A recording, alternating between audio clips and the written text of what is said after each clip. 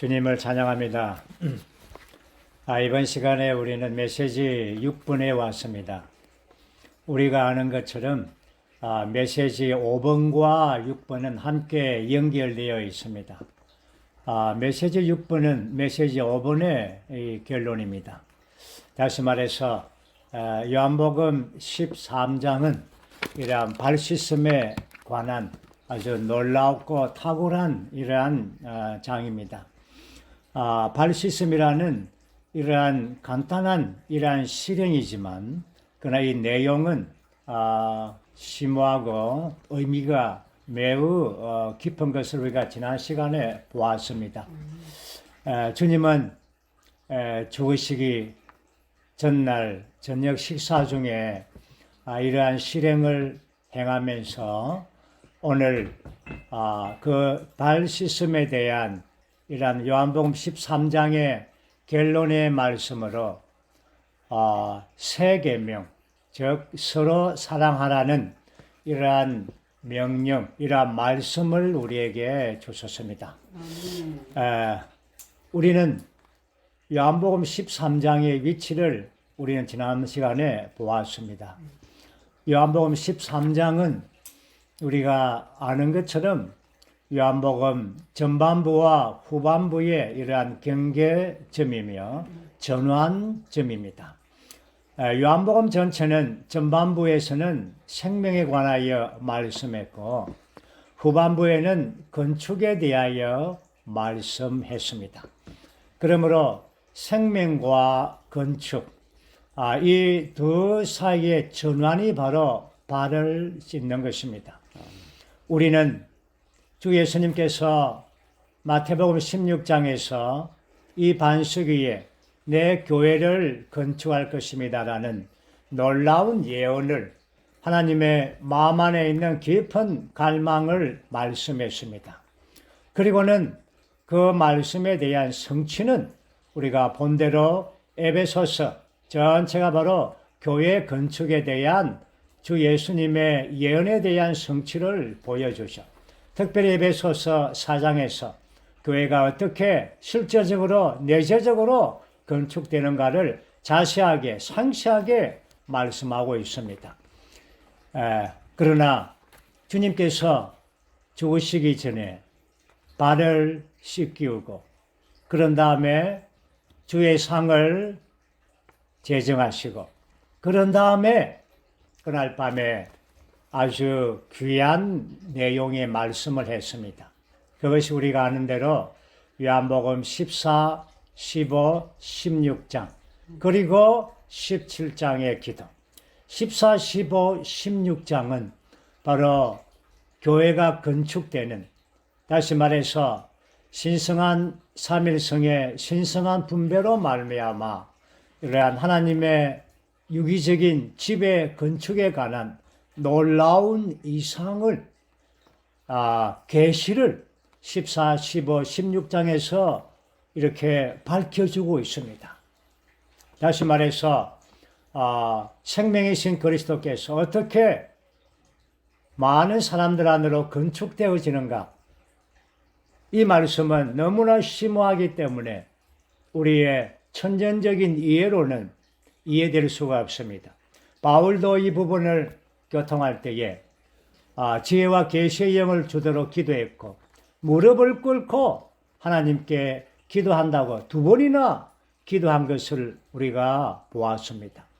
여기에서 오늘 주 예수님은 이러한 발 씻음을 통하여 이러한 내재적인 의미를 깨달을 수 있도록 이 건축에 대한 깊은 의미의 내용을 제자들이 이해하고 깨달을 수 있도록 발을 씻어 주셨습니다. 우리가 교회 생활 안에서 이러한 발 씻음을 통하여 다시 말해서 하나님과 우리와의 관계와 지체들과의 관계에서 끊김 없이 이러한 교통이 계속적으로 전진해야만이 하나님의 마음 안에 있는 그 깊은 계시를 우리가 볼 수가 있습니다. 그리고 그 계시를 깨닫고 이해하고 또 적용하고 누릴 수가 있는 것입니다.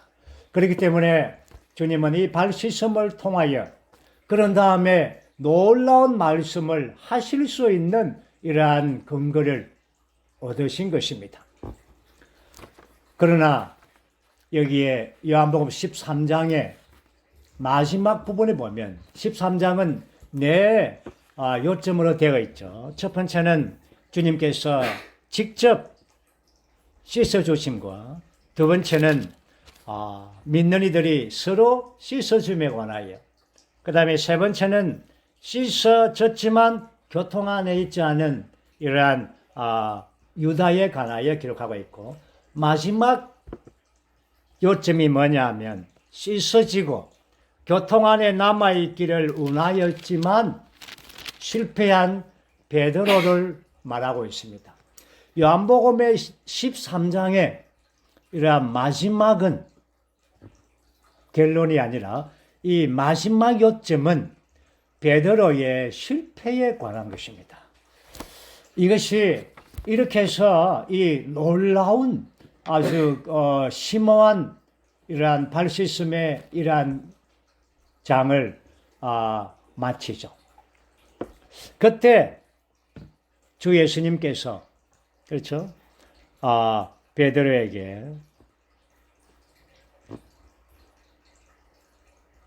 베드로가 주님께 말했죠. 주님, 내가 주님을 위하여 내 목숨을 버리겠습니다. 아주 담대하게 아주 강하게 선포했습니다. 확신에 찼죠. 그러나 예수님께서 이렇게 말했죠. 그대가 나를 위하여 그대의 목숨을 버리겠습니까? 내가 진실로 진실로 그대에게 말합니다. 닭이 울기 전에 그대가 반드시 3번 나를 부인할 것입니다. 실제로 베드로는 3번 부인했습니다. 오늘 우리는 이 전체적인 제목을 함께 선포하죠. 네. 주님께서 우리에게 주신 새 계명, 서로 사랑함. 이 부분에 저는 서론의 말에서 우리가 서로 사랑하는 것, 오늘 베드로의 마지막 문장을 우리가 읽었습니다. 우리는 내가 여러분에게 새 계명을 줍니다. 서로 사랑하십시오 라고 할 때 우리의 반응은 어떻습니까? 예, 사랑하겠습니다. 각오하겠습니다. 결심하겠습니다.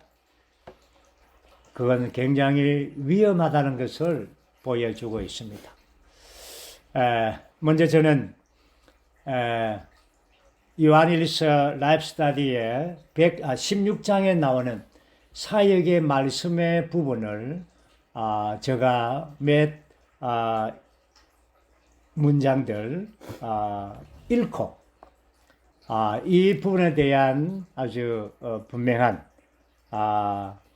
이러한 요점들을 우리가 이해하고 그런 다음에 개요에 함께 들어가기를 원합니다. 다시 말해서 우리가 서로 사랑하는 문제는 전적으로 우리의 천년적인 열심과 천년적인 열정, 사랑이 아니라는 것입니다. 타고난 사랑이 아니라 하나님의 사랑, 신성한 사랑, 아가페의 사랑으로 다른 사람을 사랑하는 것입니다. 그러면 우리는 이러한 천년적인 사랑과 신성한 사랑을 어떻게 구별해낼 수가 있습니까? 히브리서 4장에서는 우리의 영과 혼을 분별하라고 말합니다. 마찬가지 원칙으로 우리는 천년적인 사랑과 하나님의 신성한 아가페의 사랑을 우리가 분별해낼 수가 있어야 되는 것입니다. 이제 저는 이 부분을 제가 읽어드리겠습니다. 만일 우리가 하나님의 사랑을 체험한다면 우리의 타고난 사랑과 체험을 통해 우리의 사랑이 된 하나님의 사랑이 서로 전혀 다르다는 것을 깊이 깨달을 것이다. 하나님의 사랑과 우리의 타고난 사랑의 다른 점 하나는 우리의 타고난 사랑은 매우 쉽게 마음이 상한다는 것이다. 우리가 다른 사람들을 사랑할 때 우리는 그들과 뒤얽히게 된다. 이런 이유로 우리가 천연적으로 사랑하는 사람들이 가끔 우리의 원수가 되기도 한다. 타고난 사랑이 결국 그런 결과를 가져올 수 있기 때문에 인간적으로 현명한 사람들은 다른 사람들을 사랑하는 문제에서 느리고 조심스럽다. 그들은 어리석은 방식으로 다른 사람들을 사랑하면 조만간 문제가 생긴다는 것을 안다. 많은 이혼과 별거는 쉽게 마음이 상하고 원수가 되게 하는 어리석고 타고난 사랑의 결과이다.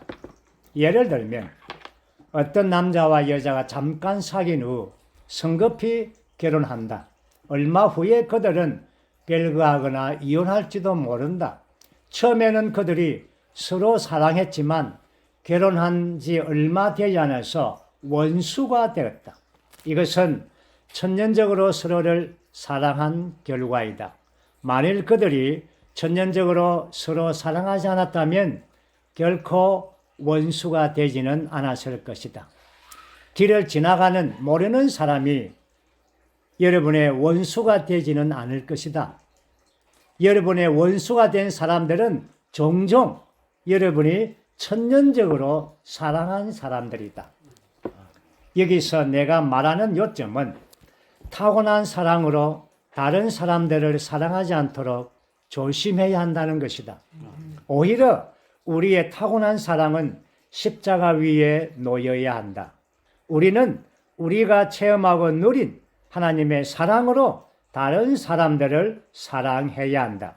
만일 우리가 하나님의 사랑을 체험한다면 우리는 이 사랑으로 하나님을 사랑할 것이다. 우리는 또한 동일한 이 사랑으로 형제들을 사랑할 것이다. 이러한 사랑은 문제를 일으키지 않는다. 부디 우리 모두가 우리의 체험과 누림이 된 신성한 사랑으로 하나님과 다른 사람들을 사랑해야 한다는 것을 보기 바란다. 이것이 이영재님께서 주신 말씀입니다. 우리가 이 말씀을 함께 우리가 읽고 들을 때에 얼마나 타고난 사랑, 천연적인 사랑이 얼마나 위험한지를 우리가 인식하게 됩니다. 그러나 우리는 타고난 사랑과 또한 신성한 사랑에 대한 분명한 분별력을 갖지 못할 수가 있습니다. 오늘 그래서 이러한 분별력을 가질 수 있는 길을 오늘 메시지에서 아주 자세하게 제시하고 있습니다. 다시 말해서 하나님의 사랑이 우리의 사랑이 되기까지, 다시 말해서 우리 안에 하나님의 사랑이 이러한 조성되기까지 이러한 방면들을 우리가 깊이 있게 볼 것입니다. 먼저 우리는 이 메시지에서 로마서다가 5 항목이 있습니다. 첫 번째 항목에서는 요한복음 13장의 이러한 결론, 새 계명, 서로 사랑함에 관하여 보여주고 있고, 두 번째 항목에서는 하나님의 사랑이 사람에 대하여 역사하심에 관한 7 방면을 볼 것입니다. 세 번째 항목은 이러한 옛 계명과 새 계명에 대한 정의입니다. 네 번째 항목이 오늘 바로 이 우리 메시지의 핵심 요점이죠. 이러한 신성한 사랑이 어떻게 우리 안에서 발전되는가? 이것은 바로 다시 말해서 이 신성한 사랑에 관한 하나님의 경륜 안에서 본 것입니다. 그리고 마지막 5번째 요점은 교회 생활은 형제 사랑의 생활이다 라는 것입니다. 첫 번째 우리 요점을 봅니다. 로마서 1번이죠. 함께 선포하겠습니다. 요한복음 13장에서 주 예수님은 제자들을 끝까지 사랑하신다는 것을 제자들의 발을 씻겨 주심으로써 그들에게 보여주신 후에 그들도 사랑 안에서 서로에게 똑같이 행하라고 명령하셨다. 그런 후에 주님은 내가 새 계명을 여러분에게 줍니다. 서로 사랑하십시오. 내가 여러분을 사랑한 것 같이 여러분도 서로 사랑하십시오. 여러분이 서로 사랑하면 모든 사람이 이것으로써 여러분이 내 제자인 것을 알 것입니다. 라고 말씀하셨다. 요한복음 13장 발 씻음에 대한 결론은 이러한 주님의 새 계명 서로 사랑하라는 것입니다. 여기에서 새로운 계명, 새 계명이라고 할 때 계명은 어떠한 명령을 어떠한 요구를 포함하고 있습니다. 그러나 이 새 계명이라고 할 때 이것은 바로 하나님께서 주님께서 직접 우리에게 말씀하신 계명입니다. 그러므로 여기에서 이러한 말씀 안에 있는 이 계명은 다만 명령일 뿐 아니라 그것은 그분의 말씀이 있기 때문에 그분의 말씀은 바로 영과 생명입니다. 그러므로 우리에게 이 계명을 지킬 수가 있는 능력이 되는 영과 생명이 함께 우리에게 주신다는 것을 함축하고 있습니다. 두 번째는 이렇게 우리가 서로 사랑하면 바로 내 제자인 것을 알 것입니다. 이것은 제자됨. 제자가 무엇입니까? 제자는 스승에 따랐던 그 삶의 이러한 그 본을 발자취를 따라가는 사람을 제자라고 하죠. 그러므로 여기에서 우리는 주님의 제자가 된다는 것은 바로 그분이 모든 사람들을 사랑한 것처럼 우리 또한 사랑의 방면에서 그분과 똑같이 그분의 본을 따라가는 그분의 삶의 발자취를 따라가는 사랑을 실행하는 완전히 나타내는 표현하는 그러한 자, 이것이 바로 제자인 것입니다. 어떻게 이것이 가능하겠습니까? 우리 이것은 로마자 4번에서 자세히 보겠지만 이것은 전적으로 삼위일 하나님을 누림에 관한 것입니다. 이번에 우리가 추수감사절 집회에서 신성한 삼위일성의 신성한 분배하심에 관한 아주 깊은 내용들을 우리가 보았습니다. 누렸습니다. 이러한 주 예수 그리스도의 은혜와 하나님의 사랑과 성령의 교통하심이 이러한 삼위일성의 이러한 놀라운 분배하심이 우리 모두 안에 전달되고 또 우리가 그 삼위일성의 모든 풍성을 누림으로 말미암아 우리가 하나님의 사랑으로 스며들고 적셔지고 또한 조성되게 하는 것입니다. 그럴 때 우리는 이러한 주님의 제자가 되는 것입니다. 여기에 놀라운 이 사랑의 관계에서 이러한 새 인격이 있습니다. 이것은 삼각관계가 아닙니다. 새 인격의 사랑 안의 관계, 연결된 관계입니다. 하나님과 하나님에게서 난 자녀들과 또한 우리 자신이죠. 이 새 인격은 사랑의 끈을 통하여 함께 엮여져 있는 것입니다. 우리가 하나님을 사랑한다면 하나님 그분께서 낳은 자녀들, 즉 우리의 형제들을 사랑하는 것이 마땅한 것입니다. 이제 우리는 두 번째 요점에서는 하나님의 사랑이 사람에게 역사하심에 관한 7 방면들을 볼 것입니다. 이제 우리는 넘어서 2번 함께 선포하죠. 하나님의 사랑은 하나님 자신이다. 사랑은 하나님의 내적인 본질이자 하나님의 마음이다. 아멘. 하나님의 사랑은 하나님 자신입니다. 그 사랑은 하나님의 내적인 본질이자 하나님의 마음입니다. 하나님의 마음, 이 마음에 여러분들이 동그라미를 치시기를 바랍니다. 사람의 상태는 우리가 알듯이 구원이 필요합니다. 왜 그렇습니까?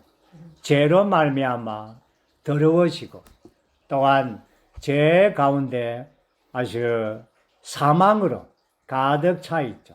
이제는 이 죄인들의 운명은 사망일 뿐 아니라 불못입니다. 그러나 여기에 하나님의 사랑이 있다고 말하고 있습니다. 그분의 속성에는 우리가 알듯이 네 가지 아주 큰 중요한 속성이 있죠. 사랑과 의와 거룩과 빛입니다. 그 중에 제일 큰 어떠한 속성은 그분의 사랑입니다. 그분의 의라고 말하면 그분의 본성에서 그분의 의롭습니다. 그분은 거룩하다고 말할 때 그분은 또한 모든 방면에서 그분은 거룩합니다. 그렇죠? 그리고 그분의 본성과 그분의 모든 일하는 방식은 다 거룩합니다. 그러므로 그분의 의와 거룩에 의하여 우리는 벌써 심판받았습니다. 의에 따르면은 우리가 죄인으로서 마땅히 심판받아야 되고 그분의 거룩함에 대해서는 우리가 더러운 죄인이기 때문에 그분 앞에 마땅히 쓰러져 죽어야 합니다. 의는 우리를 유죄 판결하고 거룩함은 우리를 그분과 하나 되는 것을 거절합니다. 그러나 여기에 놀라운 방면이 있습니다. 그것이 뭡니까? 그분의 마음입니다. 그래서 우리가 우리 두 번째 요점에서 사랑은 하나님의 마음이라고 말하는 것입니다. 그분의 마음은 여전히 우리를 사랑하십니다. 그래서 요한복음 3장 16절에서 하나님께서 세상을 이처럼 사랑하사. 그리고 에베소서 2장 4절 말씀에도 그 큰 사랑으로 큰 사랑이라고 말합니다. 이러한 우리가 죄와 허물로 죽었고 쓰러져 있고 아무런 소망이 없는 우리에게 이제 우리는 어떤 하나님과 화목될 수 있는 어떤 능력도 힘도 없는 우리에게 먼저 우리가 그런 생각을 하기도 전에 그분의 사랑의 마음이 발동되신 것입니다. 그래서 하나님 그분의 사랑으로 말미암아 그분의 외아들을 우리에게 주셨습니다. 이것이 그분의 귀한 그분의 특별한 사랑인 것입니다. 여기서 우리는 그분의 큰 사랑이 우리에게 도달되는 7 방면은 첫 번째 방면은 그분의 사랑이 우리의 구원의 근원이라는 것입니다. 그분은 근원으로서 그분의 마음이 바로 그분의 사랑인 것입니다. 그 마음 안에 있는 그 사랑이 우리를 구원하는 근원인 것입니다. 두 번째 요점은 두 번째 방면은 바로 우리가 생각하기도 전에 그분은 영원 전에 그분은 사랑 안에서 우리를 아들의 자격에 이르도록 미리 정해했었다는 것입니다. 우리를 거룩하고 흠이 없게 하려고 그분은 이미 선택하셨습니다. 무엇으로 말미암아? 그분의 사랑으로 말미암아. 그리고 세 번째 방면은 그 사랑이 우리에게 도달되었습니다. 이것이 뭡니까? 독생자를 우리에게 주신 것입니다. 그 사랑이 우리를 위하여 구원을 성취했습니다. 그분께서 가장 아끼는 가장 귀한 독생자를 우리에게 주셨습니다. 이 어떠한 사랑입니까? 우리는 찬송가 27장 1절 말씀 보면 아버지 당신은 죄인을 위하여 사랑의 아들을 의히 죽게 했나요? 그만이 당신의 유일한 사랑이거늘 어떻게 버리셨나요? 어떻게 버리셨습니까? 그분의 큰 사랑, 이처럼 큰 사랑이죠. 3절을 한 번 더 읽어드리죠. 무엇이 당신의 마음을 감동해 성령을 내리사 채우게 하셨나요? 당신의 큰 사랑이 그를 나에게 임하게 하셨네. 성령을 보내주셨네. 이러한 놀라운 하나님의 큰 사랑으로 독생자를 보내셔서 우리를, 죄에 빠진 우리를 구속하셨습니다. 또한 우리를 구속하실 뿐 아니라 부활 안에서 유기적인 생명을 얻도록 우리를 인도했습니다. 정말 그분의 사랑은 너무나 뛰어난 사랑입니다. 그 다음에 네 번째 방면은 우리가 구원을 받을 뿐 아니라 요한일서 3장 1절 말씀에서 그분의 자녀가 되게 했습니다. 이 어떠한 하나님의 사랑이 사람에게 도달되는 이러한 지점입니까? 그 네 번째 지점은 우리를 그분의 자녀들이 되게 했습니다. 우리는 원래 하나님의 원수 아닙니까? 죄로 말미암아 우리 하나님을 대적한, 배역한 그런 원수를 사랑했습니다. 하나님은 원수를 사랑했습니다.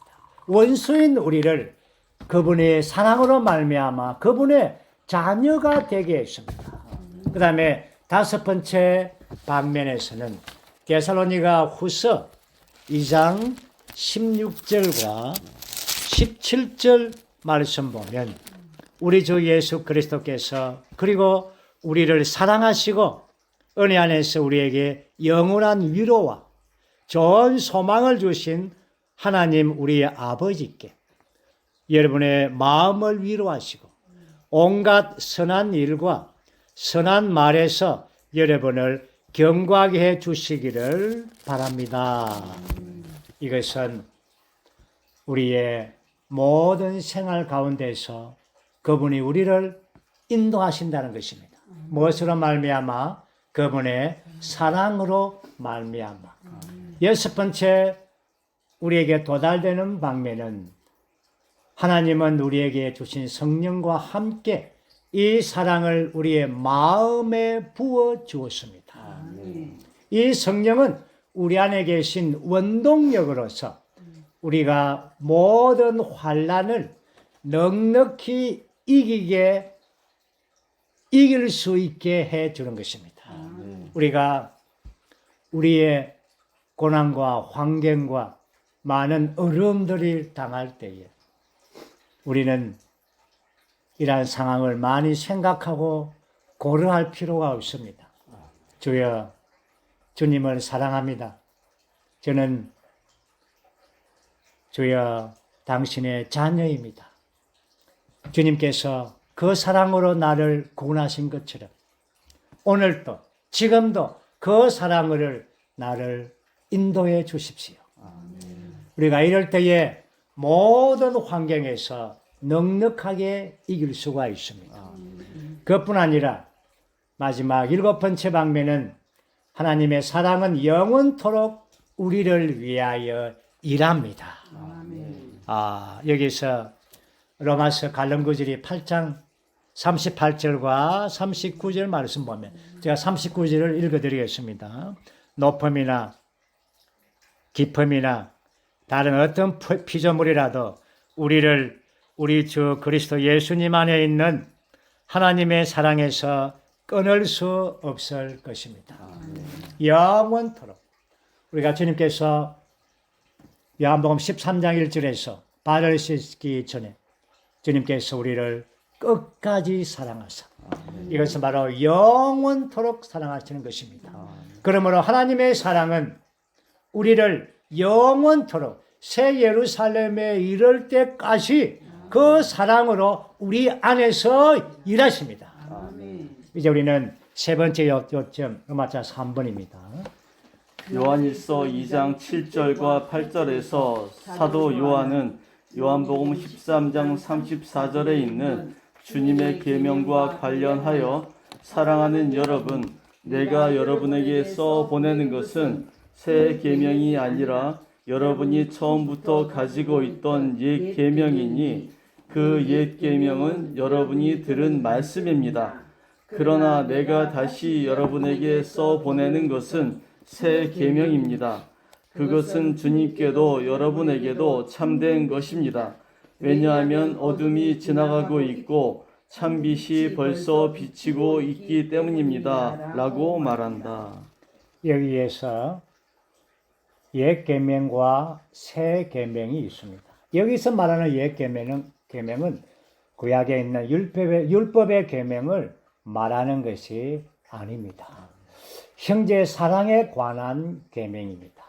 이것이 형제 사랑에 관한 이 계명이 옛 계명이 될 수가 있고 새 계명이 될 수가 있는 것입니다.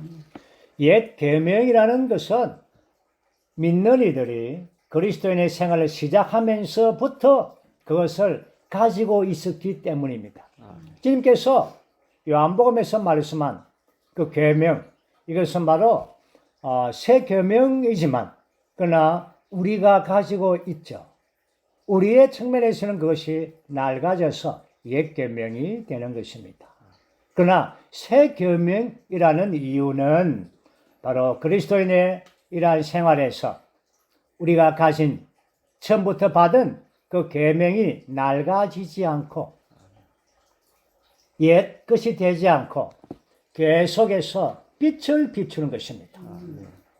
새로운 서광으로 이러한 신선한 빛으로 빛의 능력으로 계속 비춰줄 때 그것이 바로 우리에게 새 계명이 되는 것입니다. 우리가 다시 우리가 요한일서 2장 8절 보면 요한은 어둠이 지나가고 있고 참빛이 벌써 비치고 있다고 말합니다. 어둠이 지나가고 있다는 것은 참빛이 비치는 가운데서 어두움이 사라지는 것입니다. 그러므로 참빛은 주님의 계명의 빛입니다. 이것이 바로 새 계명입니다. 이 빛이 비추기 때문에 형제 사랑에 관한 계명이 이 계명의 서광이 어둠 속에서부터 빛을 받는 것이죠. 그래서 이 옛 계명인 그리스도인의 생활에 이러한 우리가 가지고 있는 이 옛 계명의 생활이 점점 그 새 계명의 빛을 비추기 때문에 우리는 주님을 사랑하는 이 계명이 늘 새로워지는 것입니다. 자, 어떤 종류든 간에 우리 사람에게는 어떤 계명을 가지고 있습니다. 어떤 계명이 있죠. 그러나 어떤 계명을 처음 받을 때는 그것이 아주 놀랍고 아주 새롭습니다. 그렇지만 우리에게 올 때 그 계명은 점점 낡아지고 옛 계명이 되는 것입니다. 그러나 오늘 이러한 말씀의 빛이 새 계명의 빛이 우리에게 비출 때에 우리는 하늘에 속한 이 빛 비춤을 통하여 우리 안에 있는 이 계명이 새롭게 되는 것입니다. 그래서 우리는 옛 계명을 새롭게 하고 신선하게 하고 충만케 한다는 것입니다. 이 의미를 아시겠죠? 옛 계명과 새 계명의 이러한 정의를 분명하시죠. 다시 말해서 옛 계명이 새롭다는 것은 바로 주님께 참되다는 것입니다. 주님만이 참되다는 것이고 주님만이 새롭다는 것입니다. 주님께서 믿는 이들에게 계명을 주었습니다. 그뿐 아니라 매일 그 계명이 새롭게 되도록 계속해서 우리에게 말씀의 빛을 주는 것입니다. 그럴 때 우리에게 받은 이 계명은 우리에게 있는 계명이지만 이것이 새로운 계명이 되는 것입니다. 우리에게 있지만 우리의 계명이지만 새로워지고 있습니다. 우리는 그것은 한 번에 영원히 한 번만에 받은 계명이실 뿐 아니라 이러한 계명은 계속해서 반복적으로 이러한 매일매일 빛비춤을 통하여 이 계명이 우리 안에서 신선해지는 것입니다. 그러므로 우리가 여러분 새 계명을 줍니다. 서로 사랑하십시오 할 때 난 그건 다 알고 있습니다 라고 한다면 이건 옛 계명입니다. 낡아져 버렸습니다. 그러나 이러한 말씀이 들어올 때 정말 우리 안에서 이러한 영적 에너지가 생기고 불탐이 생기고 이럴 때 우리는 이러한 말씀의 빛이 우리 안에 비춰서 그 계명을 우리가 받은 그 계명이 새롭게 되는 것입니다. 이제 우리는 우리 메시지에서 가장 중요한 항목인 네 번째 요점입니다. 로마서 4번이죠. 요한일서에서 우리는 신성한 사랑을 실행하는 것이 우리가 삼일 하나님을 모든 것을 포함하신 영으로 누린 결과라는 것을 본다. 모든 것을 포함하신 영은 신성한 생명의 교통 안에서 기름 바름으로 우리 안에서 움직이시고 운행하심으로써 삼일 하나님의 온 존재와 그분께서 성취하시고 획득하시고 도달하신 모든 것으로 우리를 적시시는 분이시다. 아멘. 여기에서 이제 우리는 요한일서의 말씀은 요한은 요한복음을 기록한 다음에 요한서신을 기록했습니다. 그러므로 이러한 서로 사랑하라는 이러한 말씀 다음으로 우리는 이 신성한 사랑을 어떻게 실행하는가에 대한 구체적인 이러한 방면을 체험적으로 기록하고 있습니다. 우리가 주님을 사랑하고 교회를 사랑하고 지체들을 사랑하는 것은 이것은 교리적인 문제가 아니라 또한 지식적인 문제도 아닙니다. 이것은 전적으로 우리의 체험 안에 있는 것이고 우리가 주관적으로 내재적으로 이 사랑이 우리 안에서 흘러나오는 것입니다. 우리가 다시 한 번 더 서론의 말씀을 기억합니다. 제가 읽어드렸던 그 서론의 말씀이죠. 우리가 이러한 사랑의 실행, 이것은 우리의 결심과 또한 우리의 어떤 각오, 열심, 이것은 매우 위험하다고 우리는 보았습니다. 그럼 우리가 이 사랑을 어떻게 할 것인가? 우리에게는 대부분 다 사랑이 있습니다. 그것은 타고난 사랑이든 또한 윤리적인 사랑이든 또한 문화적인 사랑이든 우리는 서양의 문화가 그 문화가 참 사랑의 어떤 문화이죠. 우리는 박수가 하면 아주 참 잘한 건데 그들은 만나면 포옹하고 깨안죠. 이 사랑의 어떤 그 문화적인 차이입니다. 그러나 이러한 사랑은 윤리적이든 천년적이든 문화적이든 이러한 사랑은 다 부패해지는 사랑입니다. 이러한 참된 사랑은 무엇인가? 참된 사랑은 우리의 노력이 아니라는 것입니다. 여기서 제가 서두에서 로마자 4번이 하나님의 경륜의 빛 안에서 서로 사랑함이라는 것을 본다고 말했습니다. 하나님의 경륜은 무엇입니까? 하나님의 경륜은 우리가 어떤 것을 노력하는 것이 아닙니다. 또 어떤 것을 기적적으로 영단번에 놀라운 방식으로 하는 것도 아닙니다. 그것은 점차적으로 그분 자신을 생명과 본성으로 우리 안에 분배해 주셔서 그분이 우리의 음식이 되어서 우리 안에서 소화되고 동화되고 우리가 조성되고 사는 것은 우리 안에 위 속에 있는 음식으로 사는 것이 아닙니다. 우리 안에 위 안에 있는 음식은 아닙니다. 소화되고 동화되고 우리의 에너지가 되고 우리의 조성 성분이 되어 그것으로 말미암아 우리가 사는 것입니다. 마찬가지로 우리가 주님을 사랑하고 지체들을 서로 사랑한다는 것은 내가 이제 사랑해야 되겠다라는 이런 노력의 산물이 아닙니다. 우리가 이에 대해서 너무나 분명해야 됩니다. 우리는 이러한 사랑을 갖기 위해서는 하나님께서 우리에게 신성한 씨를 우리에게 뿌렸다는 것을 보아야 합니다. 신성한 씨, 이 생명과 본성의 씨가 우리 안에서부터 점차적으로 자라서 우리의 조성 성분이 되게 해서 변화와 성숙의 과정을 거치죠. 그렇게 해서 이제 우리의 사랑이 자연스럽게 흘러나오는 것입니다. 생명의 영의 법이 자연스럽듯이 우리가 지체들을 사랑할 때 나오는 그 신성한 사랑의 흐름이 매우 자연스러워야 되는 것입니다.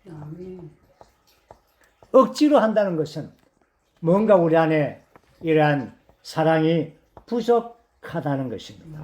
사랑 안에서 우리는 온전케 될 필요가 있습니다. 요한일서 2장 5절의 말씀 보면 참으로 하나님의 사랑이 그 사람 안에서 온전하게 된 것입니다. 사랑이 온전하게 된다고 말하고 있습니다. 그리고 요한일서 4장에 가게 되면 우리가 사랑 안에서 온전하게 되면 그분의 심판대 앞에서 우리가 담대함을 갖는다고 말합니다. 이러한 사랑이 우리 안에서 온전케 되어져야 합니다. 사랑의 근원은 무엇입니까? 무엇이죠? 사랑의 근원은 생명입니다. 하나님의 생명이 우리 안에 증가되고 자라야만이 사랑이 자라는 것입니다. 그렇지 않고는 우리가 사랑을 발전할 길이 없습니다. 그리고 우리 안에서 다른 사람을 사랑하는 그 사람은 누굽니까? 네, 그 영입니다.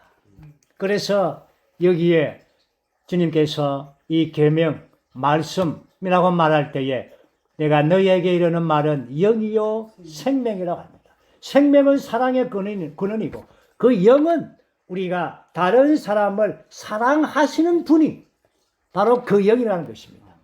그러므로 우리 자신은 협력해 드리는 것밖에 없습니다. 협력해 드리는 것이죠. 우리 안에 계신 그 영께서 다른 지체들을 사랑하게 하는 것입니다. 주체가 되는 것이죠. 이것은 바로 우리가 생명 안에서 성숙되고 이것이 사랑 안에서 온전하게 되는 것입니다. 우리는 사랑 안에서 온전케 되기를 원합니다. 우리가 알듯이 이러한 서신을 쓴 요한은 주님 앞에, 그렇죠? 요한은 주님께 이 3번 정도 부름을 받습니다. 요한은 침례자 요한의 제자였죠.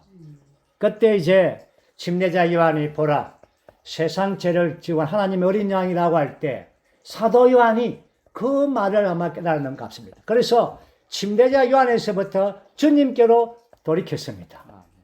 그리고는 바닷가에서 그물을 짚고 있을 때 주님께서 2번째 요한을 불렀습니다.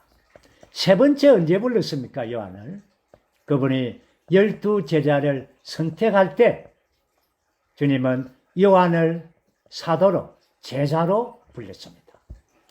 그럴 때에 우리가 알듯이 그는 주님의 제자이지만 성격은 불같았습니다. 우리의 아들, 천둥의 아들이라는 별명을 가질 정도로 사마리아의 사람들이 주님과 그분의 제자들을 복음을 받지 않고 배척했습니다. 그럴 때에 요한이 뭐라 했습니까? 주님, 하늘에서 불을 내려서 이 도시를 그냥 불바다로 만들어. 이것은 요한이 아마도 주님을 엘리야로 아마 생각했을 겁니다. 엘리야가 그때 그랬죠. 주님은 이것이 무슨 영입니까? 우리가 사람을 구원하러 왔지. 죽이러 왔습니까? 멸망시키러 온 것이 아닙니다. 이런 불같은 성격을 가진 이런 거칠은 그 요한은 그의 일생토록 우리가 알듯이 바울이 순교한 지 30년 이상을 더 살았습니다. 그래서 요한복음과 요한 1, 2, 3서가 거의 요한이 90세 가까이 되었어. 요한은 아마도 90세 이상 살았습니다. 90 중반 이상을 살았습니다. 그만큼 오래 사셨죠.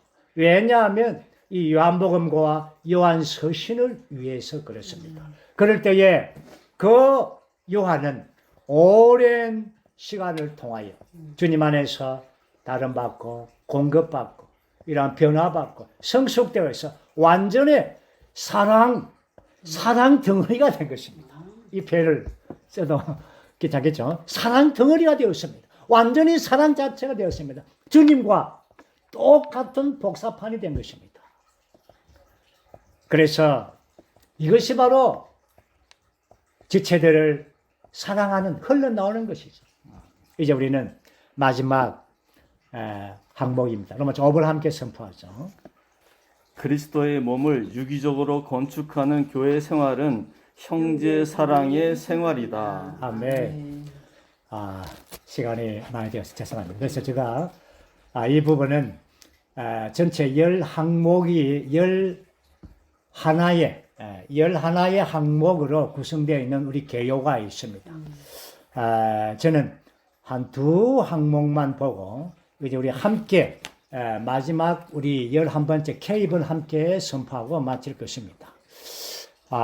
첫 번째 보는 항목은 B번인데 주 예수님께서 그분의 혼생명을 버리심으로 우리가 신성한 생명을 얻도록 하신 것처럼 우리도 우리의 혼생명을 잃어버리고 자아를 부인함으로 몸의 생활의 실행 안에서 형제들을 사랑하고 그들에게 생명을 공급해야 합니다.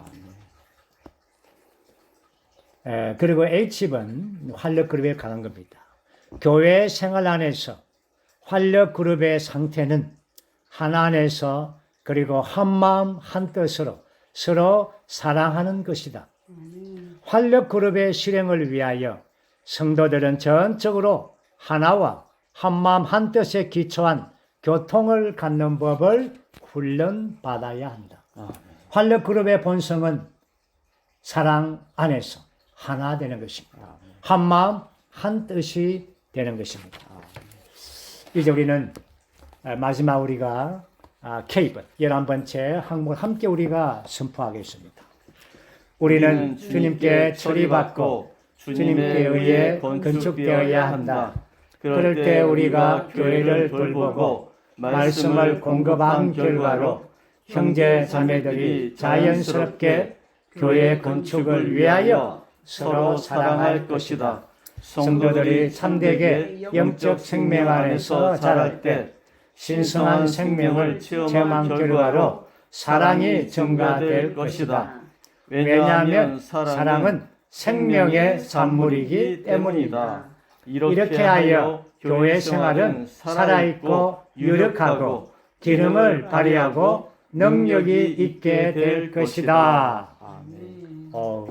우리가 교회 생활 안에서 이렇게 살아있고 유력하고 기능을 발휘하고 능력이 있게 되는 것은 바로 주님을 사랑하고 지체들을 서로 사랑하고 참되게 사랑하는 생활, 이것이 바로 길인 것입니다.